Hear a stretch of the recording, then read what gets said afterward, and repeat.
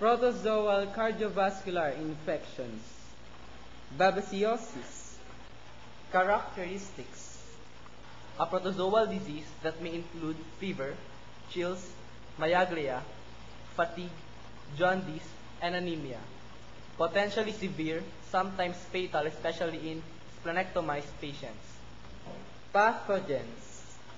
Babesia microti and other Babesia, including B. divergens in Europe, intraerythrocytic sporozoan parasites. Reservoir.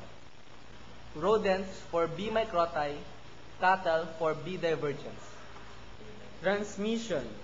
Tick bite, rarely in blood transfusion. Incubation period. 1 week to 12 months. Prevention and control. 1. Area-wide application of acaricides and control of tick habitats. Number 2. Wearing of light-colored long pants and long-sleeved skirts in tick-infested woods or fields. Number 3. Use tick repellent diethyl toluamide on skin and permethrin on legs and sleeves. Treatment. Clindamycin and quinine. Malaria. Characteristics: A systemic sporozoan infection, fever, chills, sweating, headache, nausea, dosidic of chills, fever, and sweating is repeated daily, every other day or every third day, depending upon the particular pathogen.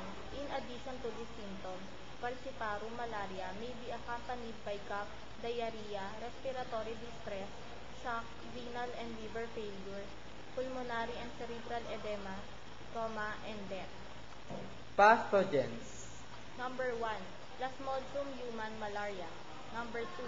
Plasmodium vivax, most common species. Number 3. Plasmodium falciparum, most deadly. Number 4. Plasmodium malaria and oval. Reservoir. Humans. Transmission. Injection of sporocytes into the human bloodstream while an injected female, Anopheles mosquito, takes a blood meal, also by blood transfusion or contaminated needles and syringes. Incubation period.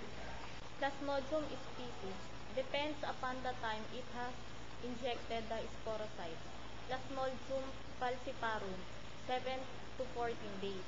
Plasmodium vivax and oval, 8 to 14 days.